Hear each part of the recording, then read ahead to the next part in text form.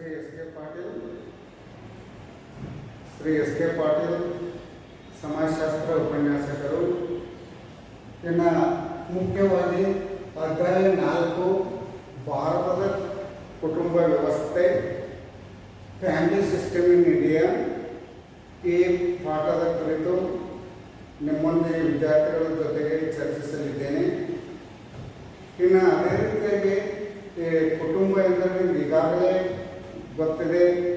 ಅವಿಭಕ್ತ ಕುಟುಂಬ ಅಂದರೆ 2 ಅಥವಾ 3 ತಲೆಮಾರಿನ ಜನರು ಒಂದೇ ಕುಟುಂಬದಲ್ಲಿ ಒಬ್ಬನ ಅಸ್ತಿತ್ವದಲ್ಲಿ ಕೂಡಿ ಜೀವಿಸುತ್ತಿದ್ದರೆ ಅದಕ್ಕೆ ಸಾಮಾನ್ಯವಾಗಿ ನಾವು ಅವಿಭಕ್ತ ಕುಟುಂಬ ಅಂತ ಕರೆಯುತ್ತೇವೆ. ಇನ್ನು ಈಗಾಗಲೇ ಈ ಅವಿಭಕ್ತ ಕುಟುಂಬದ ಪೀಠಿಕೆ, ವ್ಯಾಖ್ಯೆ, ಲಕ್ಷಣಗಳು ಇವೆಲ್ಲಗಳನ್ನ ಅಭ್ಯಾಸ ಮಾಡಿದ್ದೀರಿ. ಇವತ್ತಿನ ದಿವಸ ನಾವು ಚರ್ಚೆ ಮಾಡೋದೇನೆಂದರೆ ಅವಿಭಕ್ತ ಕುಟುಂಬದ ಸಂರಚನಾತ್ಮಕ ಮತ್ತು ಕಾರ್ಯಾತ್ಮಕ ಪರಿವರ್ತನೆಗಳು, ಇನ್ನು structural and functional changes of the joint family. ಇನ್ನು ಅದೇ ರೀತಿಯಾಗಿ ಹಿಂದಿನ ಕಾಲದ ಅವಿಭಕ್ತ ಕುಟುಂಬ ಬೇರೆ ರೂಪದಲ್ಲಿತ್ತು.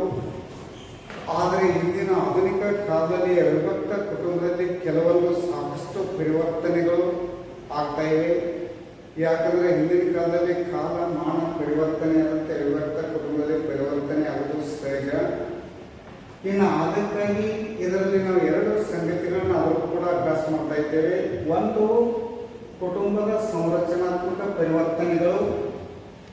ಇನ್ನೊಂದು ಮುಖ್ಯವಾಗಿ ಅವಿಭಕ್ತ ಕುಟುಂಬದಲ್ಲಿ ಕಾರ್ಯಾತ್ಮಕ ಪರಿವರ್ತನೆಗಳಿಗೆ 2 ಸಂಗತಿಗಳನ್ನ ಪ್ರಸ್ತುತ ಅಧ್ಯಾಯದಲ್ಲಿ ಅಭ್ಯಾಸ ಮಾಡ್ತಾ ಇದ್ದೀರಿ. ಇನ್ನು ಅದರಲ್ಲಿ ಮೊದಲನೇದಾಗಿ ಮುಖ್ಯವಾಗಿ ಈ changes in the structure of the joint family. ಇನ್ನು ಅವಿಭಕ್ತ ಕುಟುಂಬದ ಸಂರಚನಾತ್ಮಕ ಪರಿವರ್ತನೆಗಳು ಏನಾಗತ್ತವ ಇವುಗಳನ್ನು ಮುಖ್ಯವಾಗಿ ತಿಳ್ಕೊಳ್ಳೋದು ಅಷ್ಟೇ ಅವಶ್ಯಕವಾಗಿದೆ. ಇನ್ನು ಅದೇ ರೀತಿಯಾಗಿ ಸಂರಚನಾತ್ಮಕದಲ್ಲಿ ಸಾಕಷ್ಟು ಬದಲಾವಣೆ ಆಗ್ತಾ ಇದೆ. ಅದರಲ್ಲಿ ಮೊದಲನೇ ಬದಲಾವಣೆ ಏನಂದ್ರೆ ಈ ಅವಿಭಕ್ತ ಕುಟುಂಬದ ಗಾತ್ರದಲ್ಲಿ ಪರಿವರ್ತನೆ. ಈ ಅವಿಭಕ್ತ ಕುಟುಂಬದ ಗಾತ್ರದಲ್ಲಿ ಅದು ಕೂಡ ಇನ್ನೂ ಸಾಕಷ್ಟು ಪರಿವರ್ತನೆ ಆಗ್ತಾ ಇದೆ.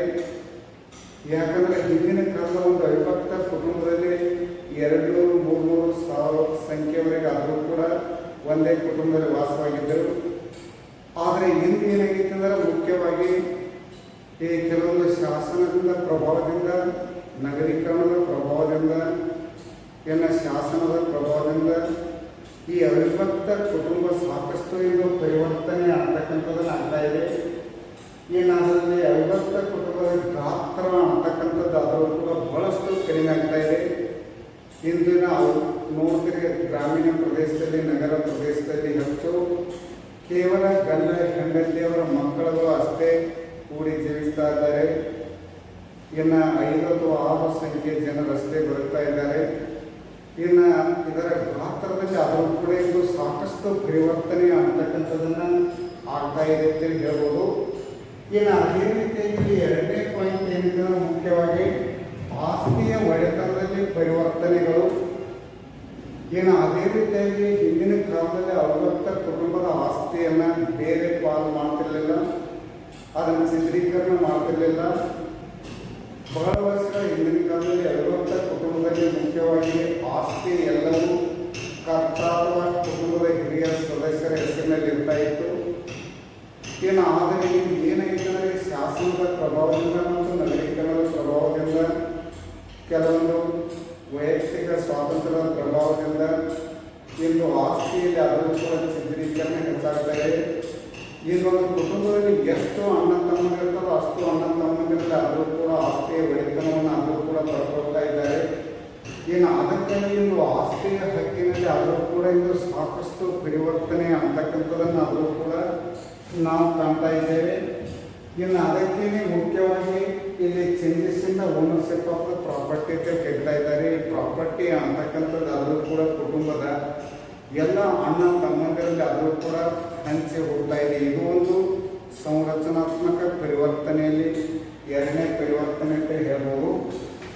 ಅದೇ ರೀತಿಯಾಗಿ 3ನೇದಾಗಿ ಅಧಿಕಾರದಲ್ಲಿ ಪರಿವರ್ತನೆಗಳು. changes in the ownership of the property ಅಥವಾ changes in the authority. ಇನ್ನು ಅದೇ ರೀತಿಯಾಗಿ ಈ ಅವಿಭಕ್ತ ಕುಟುಂಬದ ಅಧಿಕಾರದಲ್ಲಿ ಸಾಕಷ್ಟು ಪರಿವರ್ತನೆ ಆಗ್ತಾ ಇದೆ. ಯಾಕಂದರೆ ಹಿಂದಿನ ಕಾಲದ ಅವಿಭಕ್ತ ಕುಟುಂಬದಲ್ಲಿ ಆದರೂ ಕೂಡ ಈಗ ಕುಟುಂಬದಲ್ಲಿ ಯಾರು ಹಿರಿಯರಿರ್ತಾರಲ್ಲ ಅಥವಾ ಕರ್ತ ಅಥವಾ ಯಜಮಾನ ಅಂತ ಕರಿತಾ ಇದ್ರು. ಇನ್ನು ಕರ್ತ ಯಜಮಾನ ಯಾವ ರೀತಿ ಹೇಳ್ತಾರಲ್ಲ ಅವನ ಮಾರ್ಗದರ್ಶನದಲ್ಲಿ ಎಲ್ಲ ಸದಸ್ಯರು, ಸ್ತ್ರೀಯರು, ಮಕ್ಕಳು ಎಲ್ಲರೂ ನೋಡ್ಕೊಂಡು ಹೋಗ್ತಾ ಇದ್ರು. ಆದರೆ ಇಂದಿನ ಆಧುನಿಕ ಕಾಲದಲ್ಲಿ ಇನ್ನು ಎಲ್ಲರಿಗಾದರೂ ಕೂಡ ವೈಯಕ್ತಿಕ ಸ್ವಾತಂತ್ರ್ಯ ಇರುವುದರಿಂದ ಇನ್ನು ಗಂಡನು ಅಧಿಕಾರ ಚಲಾವಣೆ ಮಾಡ್ಬೋದು, ಹೆಂಡತಿ ಅಧಿಕಾರ ಚಲಾವಣೆ ಮಾಡ್ಬೋದು. ಒಮ್ಮೊಮ್ಮೆ ಚಿಕ್ಕ ಮಕ್ಕಳು ಆದರೂ ಕೂಡ ಹೀಗೆ ಮಾಡಿದ್ರೆ ಹ್ಯಾಕ್ ಸರಿಯಾಗುತ್ತದೆ ಏನು ಅಂತೇಳಿ ನಂತರ ವಿಚಾರವನ್ನು ವ್ಯಕ್ತಪಡಿಸಲಿಕ್ಕೆ ಇಂದ ಕುಟುಂಬದಲ್ಲಿ ಸಾಕಷ್ಟು ಸ್ವಾತಂತ್ರ್ಯತೆ ಅಂತಕ್ಕಂಥದ್ದು ಇರ್ತಾ ಇದೆ. ಅದಕ್ಕಾಗಿ ಅಧಿಕಾರದಲ್ಲಿ ಆದರೂ ಕೂಡ ಇದು ಹಿಂದಿನ ಕಾಲಕ್ಕಿಂತಲೇ ಇದು ಸಾಕಷ್ಟು ಪರಿವರ್ತನೆ ಆಗ್ತಾ ಇದೆ. ಅದರ ಜೊತೆಗೆ ಗ್ರಾಮೀಣ ಪ್ರದೇಶದಲ್ಲಿ ನಿಧಾನವಾಗಿ ಪರಿವರ್ತನೆ ಆಗ್ತಾ ಇದೆ. ಇನ್ನು ನಗರ ಪ್ರದೇಶದಲ್ಲಿ ಸಾಕಷ್ಟು ಸ್ಪೀಡಾಗಿ ಆದರೂ ಕೂಡ ಈ ಅಧಿಕಾರದಲ್ಲಿ ಪರಿವರ್ತನೆ ಅಂತಕ್ಕಂಥದ್ದು ಸಂಭವಿಸ್ತಾ ಇದೆ. ಇದು ಸಂರಚನಾತ್ಮಕವಾಗಿ ಮೂರನೇದಾಗಿ ಪರಿವರ್ತನೆ. ಇನ್ನು ನಾಲ್ಕನೇದಾಗಿ ಸ್ತ್ರೀಯರ ಅಂತಸ್ತು ಮತ್ತು ಸ್ಥಾನಮಾನದಲ್ಲಿ ಪರಿವರ್ತನೆಗಳು, changes in the status of the woman. ಇನ್ನು ಅದೇ ರೀತಿಯಾಗಿ ನೋಡ್ತೀವಿ ಅನಾದಿ ಕಾಲದಲ್ಲಿ ಅದರಲ್ಲೂ ಕೂಡ ಎಷ್ಟೋ ಯುಗಗಳು ಕಳೆದರೂ ಕೂಡ ಮಹಿಳೆಯರಿಗೆ ಸಮಾಜದಲ್ಲಿ ಉನ್ನತ ಅಂತಸ್ತು ಅಂತಕ್ಕಂಥ ಇರಲಿಕ್ಕಿಲ್ಲ. ಇನ್ನು ಹಿಂದಿನ ಕಾಲದಲ್ಲಿ ಒಬ್ಬ ಮಹಿಳೆಯ ಅಂತಸ್ತು ಅಂದರೆ ಮುಖ್ಯವಾಗಿ ಬಹಳಷ್ಟು ಕಡಿಮೆ ಮಟ್ಟದಲ್ಲಿ, ಹೀನ ಮಟ್ಟದಲ್ಲಿತ್ತು. ಈ ಅವಿಭಕ್ತ ಕುಟುಂಬದ ಸ್ಟ್ರಿಕ್ಟ್ ಆಗಿರೋ ಮಟ್ಟ. ಇನ್ನು ಅದೇ ರೀತಿಯಾಗಿ ಇಂದಿನ ಆಧುನಿಕ ಕಾಲದಲ್ಲಿ ಸ್ತ್ರೀಯರಿಗೆ ಮತ್ತು ಪುರುಷರಿಗೆ ಎಲ್ಲರಿಗೂ ಸರಿ ಸಮಾನವಾದಂಥ ಶಾಸನಗಳು ಅಂತಸ್ತನ್ನು ತಂದುಕೊಡ್ತಾ ಇವೆ. ಅದರ ಒಂದು ಪರಿಣಾಮವಾಗಿ ಆದರೂ ಕೂಡ ಇಂದು ಅವಿಭಕ್ತ ಕುಟುಂಬದಲ್ಲಿ ಆದರೂ ಕೂಡ ಸಾಕಷ್ಟು ಅಂತಸ್ತಿನಲ್ಲಿ ಪರಿವರ್ತನೆ ಆಗ್ತಾ ಇದೆ. ಯಾಕಂದರೆ ಹಿಂದಿನ ಕಾಲದಲ್ಲಿ ಒಂದು ಮುಖ್ಯವಾಗಿ ಗಾದೆ ಮಾತಿತ್ತು, man for period, woman for kitchen ಅಂತಾರೆ. ಆದರೆ ಇಂದು ಮುಖ್ಯವಾಗಿ ಸಾಕಷ್ಟು ವಿರೋಧವಾಗಿ ಆದರೂ ಕೂಡ ಪರಿವರ್ತನೆ ಆಗ್ತಾ ಇದೆ. ಇಂದ ಏನು ಪರಿವರ್ತನೆ ಆಗ್ತಾ ಇದೆ ಅಂದರೆ man for kitchen, woman for period ಅಂತಕ್ಕಂಥದ್ದನ್ನು ಇಷ್ಟು ರೀತಿಯಲ್ಲಿ ಆದರೂ ಕೂಡ ಈ ಅವಿಭಕ್ತ ಕುಟುಂಬದ ಪರಿವರ್ತನೆ ಕಾಣ್ತಾ ಇದ್ದೇವೆ. ಈಗ ನೋಡ್ತೀವಿ ದಿನನಿತ್ಯ ಇಂದಿನ ಸಮಾಜದಲ್ಲಿ, ನಗರ ಪ್ರದೇಶದಲ್ಲಿ, ಗ್ರಾಮೀಣ ಪ್ರದೇಶದಲ್ಲಿ. ಇನ್ನು ಅದೇ ರೀತಿ ಇಂದು ಮಹಿಳೆಯರು ಸಾಕಷ್ಟು ಕುಟುಂಬದಲ್ಲಿ ಅಷ್ಟೇ ಕೆಲಸ ಮಾಡ್ತಾಯಿಲ್ಲ. ಎಂದು ಸಾಕಷ್ಟು ಸಾಮಾಜಿಕ ಜೀವನದಲ್ಲಿ ಅವರು ಶಿಕ್ಷಕರಾಗಿ, ವಕೀಲರಾಗಿ, ಇನ್ನು ಅದೇ ರೀತಿಯಾಗಿ ದೊಡ್ಡ ದೊಡ್ಡ ಹುದ್ದೆಗಳಲ್ಲಿ ಇನ್ನು ಮುಖ್ಯವಾಗಿ ಸಾಕಷ್ಟು ಕಾರ್ಯಪ್ರವೃತ್ತ ಅಂತಕ್ಕಂಥದ್ದು ಆಗ್ತಾ ಇದ್ದಾರೆ. ಸರಿ ಸಮಾನವಾಗಿ ಪುರುಷರಷ್ಟಾದರೂ ಕೂಡ ಅಂತಸ್ತುಗಳಲ್ಲಿ ಸಾಕಷ್ಟು ಅಂತಸ್ತುಗಳಲ್ಲಿ ಆದರೂ ಕೂಡ ಇಲ್ಲಿ ಪರಿವರ್ತನೆ ಆಗುವುದನ್ನು ನಾವು ನೋಡುತ್ತೇವೆ. ಅದಕ್ಕಾಗಿ ಅಂತಸ್ತುಗಳಲ್ಲಿ ಆದರೂ ಕೂಡ ಸಾಕಷ್ಟು ಪರಿವರ್ತನೆ ಆಗುತ್ತದೆ ಅಂತ ಹೇಳ್ಬೋದು. ಇನ್ನು ಅದೇ ರೀತಿಯಾಗಿನ ಐದನೇದು ಜೀವನ ಸಂಗಾತಿ ಆಯ್ಕೆಗಳು, ಸಂಬಂಧಗಳಲ್ಲಿ ಪರಿವರ್ತನೆಗಳು. ಇನ್ನು ಅದೇ ರೀತಿಯಾಗಿ ಜೀವನ ಸಂಗಾತಿ ಆಯ್ಕೆಗಳು ಮತ್ತು ಸಂಬಂಧದಲ್ಲಿ ಸಾಕಷ್ಟು ಪರಿವರ್ತನೆ ಆಗ್ತಾ ಇದೆ. Changes in the selection of the mates and conjugal relationship, ಇದರಲ್ಲಿ ಸಾಕಷ್ಟು ಪರಿವರ್ತನೆ ಆಗ್ತಾ ಇದೆ. ಯಾಕಂದರೆ ಬಹಳ ವರ್ಷಗಳ ಹಿಂದಿನ ಕಾಲದಲ್ಲಿ ನೋಡಿರೋ ಈ ಅವಿಭಕ್ತ ಕುಟುಂಬದಲ್ಲಿ ಇನ್ನು ಏನಾದರೂ ಮುಖ್ಯವಾಗಿ ಸಂಗಾತಿ ಆಯ್ಕೆ ಮಾಡ್ಕೋಬೇಕಾದ್ರೆ ಮದುವೆ ಆಗ್ತಕ್ಕಂಥ ಸ್ತ್ರೀ ಮತ್ತು ಪುರುಷನಿಗೆ ಅಧಿಕಾರ ಇದ್ದಿರಲಿಲ್ಲ. ಇನ್ನು ಯಾರನ್ನು ಮದುವೆ ಆಗಬೇಕು ಅಂತಕ್ಕಂಥದ್ದನ್ನು ಪೂರ್ವ ಸಿದ್ಧತೆಯೊಂದಿಗೆ ಮುಖ್ಯವಾಗಿ ಎರಡು ಕುಟುಂಬದ ಕರ್ತ ಇದ್ದವರು, ಮಾಲಕರಿದ್ದವರು, ಮುಖ್ಯವಾಗಿ ಆತನ ತಂದೆ ಎಂಥ ಕನ್ಯೆಯನ್ನು ತಂದು ಮದುವೆ ಮಾಡ್ತಂಗ ಅದನ್ನು ಎರಡು ಪ್ರಶ್ನೆ ಮಾಡಲಾರದೆ ಇನ್ನು ಮುಖ್ಯವಾಗಿ ಎಷ್ಟೋ ಜನರು ಹಿಂದಿನ ಕಾಲದಲ್ಲಿ ಸ್ವೀಕಾರ ಮಾಡ್ತಾ ಇದ್ದರು ಕುಟುಂಬದ ಎಲ್ಲ ಸದಸ್ಯರು. ಆದರೆ ಇಂದು ಏನು ಪರಿವರ್ತನೆ ಆಗ್ತಾ ಇದೆ ಅಂದರೆ ಮುಖ್ಯವಾಗಿ ಇನ್ನು ಮದುವೆ ಆಗತಕ್ಕಂಥ ಕೆಲವೊಂದು ಸ್ತ್ರೀ ಮತ್ತು ಪುರುಷರಿಗೆ ಆದರೂ ಕೂಡ ಸಾಕಷ್ಟು ಅಧಿಕಾರವನ್ನು ಆದರೂ ಕೂಡ ಇಂದು ಕೊಟ್ಟಿದೆ, ಶಾಸನಾತ್ಮಕವಾಗಿ, ಇನ್ನು ಸಮಾಜಾತ್ಮಕವಾಗಿ. ಅದಕ್ಕಾಗಿ ತಮ್ಮ ಬಹಳ ಸಂಗಾತಿಯನ್ನು ಆದರೂ ಕೂಡ ಇಂದು ಕುಟುಂಬದಲ್ಲಿ ತಾವೇ ಆಯ್ಕೆ ಅಂತಕ್ಕಂಥದ್ದನ್ನು ಮಾಡಿಕೊಡ್ತಾ ಇದ್ದಾರೆ. ಕೆಲವೊಂದು ಸಂದರ್ಭದಲ್ಲಿ ಇನ್ನು ಹಿರಿಯರು ನೆಪಕ್ಕೆ ಮಾತ್ರ ಅಂತಕ್ಕಂಥದ್ದನ್ನು ಹೇಳ್ತಾ ಇದ್ದಾರೆ. ಇನ್ನು ಅದೇ ರೀತಿಯಿಂದ ಹೆಚ್ಚಾನೆಚ್ಚು ಕೆಲವೊಂದು ಕುಟುಂಬಗಳಲ್ಲಿ ಆದರೂ ಕೂಡ ತಂದೆ ಮಕ್ಕಳು ಕೂಡೇ ಇನ್ನು ಬಹಳ ಸಂಗಾತಿಯನ್ನು ಸೆಲೆಕ್ಟ್ ಮಾಡಿ ಎಲ್ಲರೂ ಒತ್ತಿದ ನಂತರ ಮದುವೆ ಅಂತಕ್ಕಂಥದ್ದನ್ನು ಆದರೂ ಕೂಡ ಆಗ್ತಾ ಇದ್ದಾರೆ. ಒಟ್ಟಿನಲ್ಲಿ ಹೇಳೋದಾದರೆ ಈ ಜೀವನ ಸಂಗಾತಿ ಆಯ್ಕೆಯಲ್ಲಿ ಹಿಂದೆಂದಿಗಿಂತಲೆಂದು ಅಗಾಧ ರೀತಿಯಲ್ಲಿ ಅದು ಕೂಡ ಇದು ಅವಿಭಕ್ತ ಕುಟುಂಬದಲ್ಲಿ ಪರಿವರ್ತನೆ ಆಗ್ತಾ ಇದೆ. ಇನ್ನು ನೆಕ್ಸ್ಟ್ ಸಂರಚನಾತ್ಮಕವಾಗಿ ಪರಿವರ್ತನೆ 6ನೇ ಪಾಯಿಂಟ್ ನೋಡಬೇಕಾದ್ರೆ ಅತ್ತೆ ಸೊಸೆಯ ಸಂಬಂಧಗಳಲ್ಲಿ ಪರಿವರ್ತನೆಗಳು, changes in the relationship of the in laws. ಇನ್ನು ಅದೇ ರೀತಿಯಾಗಿ ಹಿಂದಿನ ಕಾಲದಲ್ಲಿ ಎಲ್ಲರೂ ಕೂಡ ನೋಡ್ತೀವಿ. ಈಗ ಅತ್ತೆ ಸೊಸೆ ಅಂದರೆ ಹಾವು ಮತ್ತು ಮುಂಗುಲಿ ಹಾಗೆ ಅಷ್ಟು ವಿರೋಧ ಅಂತಕ್ಕಂಥದ್ದು ಹಿಂದಿನ ಸಮಾಜದಲ್ಲಿತ್ತು. ಯಾಕಂದರೆ ಇಂದು ಅತ್ತೆ ಸೊಸೆಯರ ಮಧ್ಯೆ ಆದರೂ ಕೂಡ ಮುಖ್ಯವಾಗಿ ಸಂಬಂಧಗಳಲ್ಲಿ ಸಾಕಷ್ಟು ಪರಿವರ್ತನೆ ಆಗ್ತಾ ಇದೆ.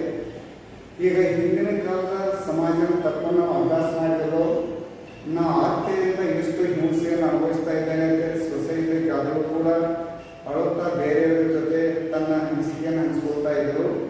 ಆದರೆ ಇನ್ನು ಎಷ್ಟು ಅಗಾಧ ರೀತಿಯಲ್ಲಿ ಪರಿವರ್ತನೆ ಆಗಿದ್ದರೆ ಇದರ ಅತ್ತೆ ಸೊಸೆಯರಲ್ಲಿ ಎಂದು ಮುಖ್ಯವಾಗಿ ಅತ್ತೆ ಇದ್ದಕ್ಕಾದರೂ ಕೂಡ ಇನ್ನು ಸೊಸೆನ ನೀಟಿ ಕಾಯಲು ಅಂತಕ್ಕಂಥದ್ದನ್ನು ಹೇಳ್ತಕ್ಕಂಥ ಕಾಲ ಬಂದೊದಗಿದೆ.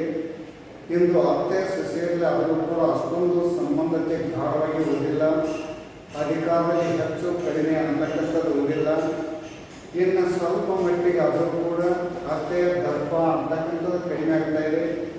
ಇಬ್ಬರು ಸರಿ ಸಮಾನವಾಗಿ ನಡ್ಕೊಂಡು ಹೋಗ್ತಕ್ಕಂಥದ್ದನ್ನು ಕಾಣ್ತಾ ಇದ್ದೇವೆ.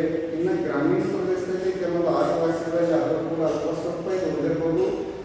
ಆದರೆ ನಗರ ಪ್ರದೇಶದಲ್ಲಿ ಇಂದು ಸಂಪೂರ್ಣವಾಗಿ ಹೆಚ್ಚಾಗಿ ಅತ್ತೆ ಸೊಸೆಯರ ಮಧ್ಯೆ ಸಮಾನವಾದಂಥ ಸ್ಥಾನಮಾನ ಪರಿವರ್ತನೆಯಾಗಿ ಇದು ಸಾಕಷ್ಟು ಇಂದು ಪರಿವರ್ತನೆ ಆಗ್ತಾ ಇದೆ ಅಂತ ಹೇಳ್ಬೋದು.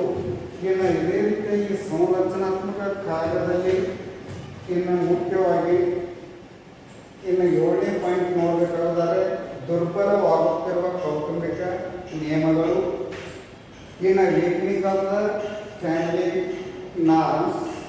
ಇನ್ನು ಅದೇ ರೀತಿಯಾಗಿ ಒಟ್ಟಿನ ಮೇಲೆ ಹಿಂದಿನ ಕಾಲದಲ್ಲಿ ಆದರೂ ಕೂಡ ಸ್ಟ್ರಿಕ್ಟ್ ಆದಂಥ ಕೌಟುಂಬಿಕ ನಿಯಮಗಳಿದ್ದವು. ಯಾಕಂದರೆ ಹಿಂದಿನ ಕಾಲದ ಕುಟುಂಬದ ತಪ್ಪನ್ನು ನೋಡಿರೋ ಅವಿಭಕ್ತ ಕುಟುಂಬದ ಕರ್ತಾಪ ಯಜಮಾನಿಗೆ ಎಷ್ಟು ಅಧಿಕಾರ ಇರ್ತದೆ, ಒಬ್ಬ ಸುಪ್ರೀಂ ಕೋರ್ಟ್ ನ್ಯಾಯಾಧೀಶನಿಗೆ ಎಷ್ಟು ಅಧಿಕಾರ ಇರ್ತದೆ, ಅದಕ್ಕಿಂತ ಹೆಚ್ಚಿನ ಅಧಿಕಾರ ಇತ್ತು. ಇನ್ನು ಅದೇ ರೀತಿಯಾಗಿ ನಾವು ಏನಾದರೂ ಆರ್ಡರ್ ಮಾಡಿದ್ರು ಕುಟುಂಬದ ಸದಸ್ಯರಲ್ಲಿ ಆರ್ಡರ್ ಮಾಡಿದ್ರು ಅದನ್ನು ಕೇಳಲೇಬೇಕಂತ ಕಟ್ಟಪ್ಪಣೆ ಇತ್ತು. ಕೆಲವೊಂದು ಇತಿಹಾಸದ ಪುಟಗಳನ್ನು ತೆಗೆದುಕೊಂಡು ನೋಡಿದರೆ ಈಗ ಕೆರೆಗೆ ಆಹಾರವಾಗಿ ಕೊಟ್ಟಂಥ ಕಲ್ಲಣಗಿರಿ ಮಲ್ಲಗಳನ್ನು ಉದಾಹರಣೆ ತೆಗೆದುಕೊಳ್ಳಬಹುದು. ಇನ್ನು ರೇಣುಕಾದೇವಿ ಚರಿತ್ರೆಯಲ್ಲಿ ಅದನ್ನು ಕೂಡ ಸಾಕಷ್ಟು ಚರಿತ್ರೆ ನೋಡಿರ್ಬೋದು ನೀವು. ಇನ್ನು ಅದೇ ರೀತಿ ಮಗನಿಗೆ ಆರ್ಡರ್ ಮಾಡಿದ್ರು ತಾಯಿಯನ್ನೇ ಕೊಲೆ ಮಾಡಿದಂಥದ್ದನ್ನು ಅದನ್ನು ಕೂಡ ಇತಿಹಾಸದಲ್ಲೇ ನೋಡ್ತೀವಿ. ಅಂದರೆ ಮುಖ್ಯವಾಗಿ ಹಿಂದಿನ ಕಾಲದ ಅವಿಭಕ್ತ ಕುಟುಂಬದ ಯಜಮಾನಿಗೆ ಎಷ್ಟು ಅಧಿಕಾರ ಇತ್ತು ಅಂತಕ್ಕಂಥದ್ದು ಈ ಉದಾಹರಣೆಗಳಿಂದ ನಮಗೆ ತಿಳಿದು ಬರುತ್ತದೆ. ಆದರೆ ಇಂದಿನ ಆಧುನಿಕ ಕಾಲದಲ್ಲಿ ಕೌಟುಂಬಿಕ ನಿಯಮಗಳು ಅದರಲ್ಲೂ ಕೂಡ ಸಾಕಷ್ಟು ದುರ್ಬಲ ಆಗ್ತಾ ಇವೆ. ಇನ್ನು ಯಾಕಂದರೆ ಅದಕ್ಕೆ ಮುಖ್ಯ ಕಾರಣ ಅಂದರೆ ನಗರೀಕರಣ, ಶಾಸನಗಳು, ವೈಯಕ್ತಿಕ ಸ್ವಾತಂತ್ರ್ಯ, ಇವು ಎಲ್ಲವುಗಳು ಆದರೂ ಕೂಡ ಇಂದು ಪರಿವರ್ತನೆಯಾಗಿ ಕುಟುಂಬದಲ್ಲಿ ಇಂದು ಯಜಮಾನ ಏನಾದರೂ ಸ್ಟ್ರಿಕ್ಟಾಗಿ ಹೇಳಿದ್ರು ತನ್ನ ಪಾಲನ್ನು ಪಡಿತಕ್ಕಂಥದ್ದನ್ನು ಆದರೂ ಕೂಡ ನೋಡ್ತೀವಿ. ಅದಕ್ಕಾಗಿ ಹಿಂದಿನಷ್ಟು ಆದರೂ ಕೂಡ ಹಿಂದಿನ ಕಾಲದಲ್ಲಿ ಕುಟುಂಬದ ನಿಯಮಗಳು ಸ್ಟ್ರಿಕ್ಟಾಗಿ ಇರೋದಿಲ್ಲ. ಏನಾದರೂ ಹೊಸ ಕಾರ್ಯಗಳನ್ನು ಮಾಡಬೇಕಾದರೆ ಕುಟುಂಬದ ಯಜಮಾನ ಅಥವಾ ಕರ್ತ ತನ್ನ ಅಣ್ಣ ತಮ್ಮಗನ್ನ ಇನ್ನು ಮುಖ್ಯವಾಗಿ ಅವರನ್ನು ಕೇಳಿ ಮಾಡಿ ಎಲ್ಲರ ಒಟ್ಟಾಭಿಪ್ರಾಯ ಅಂತಕ್ಕಂಥದ್ದನ್ನು ಅವರು ಕೂಡ ಪಡ್ಕೊಂಡು ಇನ್ನು ಕೆಲವೊಂದು ಸಂಗತಿಗಳನ್ನ ಅವರು ಕೂಡ ನೆರವೇರಿಸ್ತಾ ಇದ್ದಾರೆ. ಇದರಿಂದ ನಮ್ಗೆ ಏನು ಅರ್ಥ ಆಗ್ತೈತೆ ಅಂದ್ರೆ ಈ ಕುಟುಂಬದ ನಿಯಮಗಳಿಂದ ಸಾಕಷ್ಟು ದುರ್ಬಲ ಆಗ್ತಕ್ಕಂಥದ್ದನ್ನು ಕಾಣ್ತಾ ಇದ್ದೇವೆ. ಎಲ್ಲರಿಗೂ ಸ್ವಾತಂತ್ರ್ಯ ಲಭ್ಯತೆ ಅಂತಕ್ಕಂಥದ್ದಿದೆ. ಇನ್ನು ಲಾಸ್ಟ್ ಆಗಿ ಸಂರಚನಾತ್ಮಕ ಕಾರ್ಯದಲ್ಲಿ ಈ ಅವಿಭಕ್ತ ಕುಟುಂಬದಲ್ಲಿ ಏನು ಪರಿವರ್ತನೆ ಆಗಿದೆ ಅಂದ್ರೆ ಅವಲಂಬಿತ ಅಣು ಕುಟುಂಬಗಳಿಗೆ ದೊರೆಯುತ್ತಿರುವ ಜನಪ್ರಿಯತೆ, increasing popularity of the dependent nuclear family. ಇನ್ನು ಅದೇ ರೀತಿ ಯಾಕಂದರೆ ಹಿಂದಿನ ಒಂದು ಅವಿಭಕ್ತ ಕುಟುಂಬದಲ್ಲಿ ಸಾಕಷ್ಟು ಜನರಿದ್ದರೂ ಕೂಡ ಚಿಕ್ಕ ಚಿಕ್ಕ ಕುಟುಂಬಗಳಿದ್ದರೂ ಕೂಡ ಎಲ್ಲ ಕುಟುಂಬಗಳು ಒಟ್ಟಾಗಿ ಕೂಡಿ ಜೀವಿಸ್ತಾ ಇದ್ದರು. ಆದರೆ ಇಂದಿನ ಆಧುನಿಕ ಕಾಲದಲ್ಲಿ ಇದು ಸಾಕಷ್ಟು ಪರಿವರ್ತನೆ ಆಗ್ತಾ ಇದೆ. ಇಂದು ಜಾಯಿಂಟ್ ಫ್ಯಾಮಿಲಿ ಇದ್ದರೂ ಕೂಡ ಇನ್ನು ಅದೇ ರೀತಿಯಾಗಿ ಈ ಉದಾಹರಣಾತ್ಮಕ ಹಳ್ಳಿಗಳನ್ನ ಪ್ರದೇಶದಲ್ಲಿ ಒಂದು ಉದಾಹರಣೆ ತಗೊಂಡ್ರಲ್ಲೋ, ಅವನದೊಂದು ನಂತರ ಒಂದು 40 ಎಕರೆ ಹೊಲ ಇತ್ತು, 4 ಕಡೆ ಇತ್ತು. ಅಲ್ಲಲ್ಲಿ ಒಂದೊಂದು ತೋಟದಲ್ಲಿ ಒಂದೊಂದು ನ್ಯೂಕ್ಲಿಯರ್ ಫ್ಯಾಮಿಲಿಗಳು ಆದರೂ ಕೂಡ ಕೂಡಿ ಜೀವಿಸ್ತಕ್ಕಂಥದ್ದನ್ನು ಆದರೂ ಕೂಡ ಅವಲಂಬಿತ ಕುಟುಂಬವನ್ನು ಕಾಣ್ತಾ ಇದ್ದೇವೆ. ಇನ್ನು ಕೆಲವೊಂದು ಸಲ ಹೊಂದಾಣಿಕೆ ಆಗೋದಕ್ಕಾಗಿ ಬೇರೆ ಆದರೂ ಕೂಡ ಕುಟುಂಬವನ್ನು ಹೊಸ ಕುಟುಂಬಗಳನ್ನ ಆದರೂ ಕೂಡ ನಿರ್ಮಾಣ ಮಾಡ್ತಾ ಇದ್ದಾರೆ. ಅದಕ್ಕಾಗಿ ಇಂದಿನ ಹಳೆಯ ಕೆಲವೊಂದು ಅವಿಭಕ್ತ ಕುಟುಂಬಗಳು ಒಳಗೆ ಹೋಗಿ ಇನ್ನು ಮುಖ್ಯವಾಗಿ ನ್ಯೂಕ್ಲಿಯರ್ ಫ್ಯಾಮಿಲಿ ಅಥವಾ ಅಣು ಕುಟುಂಬ ಅಥವಾ ಕೇಂದ್ರ ಕುಟುಂಬ ಅಥವಾ ಮೂಲ ಕುಟುಂಬಗಳಾಗಿ ಆದರೂ ಕೂಡ ಸಾಕಷ್ಟು ಪರಿವರ್ತನೆ ಆಗ್ತಾ ಇದೆ. ಇನ್ನು ಅಣು ಕುಟುಂಬಕ್ಕೆ ಅದಕ್ಕೆ ಕಾರಣಗಳ ಸಂತತಿ ರಹಿತವಾಗಿ ಸಂತತಿ ಸಹಿತವಾಗಿ ಗಂಡ ಹೆಂಡತಿಯರು ಕೂಡಿ ಜೀವಿಸುತ್ತಿದ್ದರೆ ಅದಕ್ಕೆ ಅಣು ಕುಟುಂಬ ಅಂತ ಕರಿತಾ ಇದ್ದೇವೆ. ಈ ರೀತಿಯಾಗಿ ಈ ಅವಿಭಕ್ತ ಕುಟುಂಬದ ಸಂರಚನಾತ್ಮಕ ಕಾರ್ಯದಲ್ಲಿ ಸಾಕಷ್ಟು ಇಂದು ಪರಿವರ್ತನೆ ಅಂತಕ್ಕಂಥದ್ದನ್ನು ಆಗ್ತಾ ಇದೆ. ಇನ್ನು ಇಷ್ಟು ಮಾತ್ರ ಈ ಒಂದು ಅವಧಿಯಲ್ಲಿ ಆದರೂ ಕೂಡ ಇದನ್ನು ಸಂರಚನಾತ್ಮಕ ಕಾರ್ಯಾತ್ಮಕ ಇದರಲ್ಲಿ ಏನು ಪರಿವರ್ತನೆ ಆಗುತ್ತದೆ ಅಂತಕ್ಕಂಥದ್ದು ತಿಳ್ಕೊಂಡ್ರಿ. ಸಂರಚನಾತ್ಮಕ ಪರಿವರ್ತನೆಗಳನ್ನ ನೀವು ಅಭ್ಯಾಸ ಮಾಡಿ. ಇನ್ನು ನೆಕ್ಸ್ಟ್ ಪದದಲ್ಲಿ ಇನ್ನು ಕಾರ್ಯಾತ್ಮಕ ಪರಿವರ್ತನೆಗಳನ್ನು ನೆಕ್ಸ್ಟ್ ಪದದಲ್ಲಿ ಅದನ್ನು ಚರ್ಚೆ ಮಾಡೋಣ.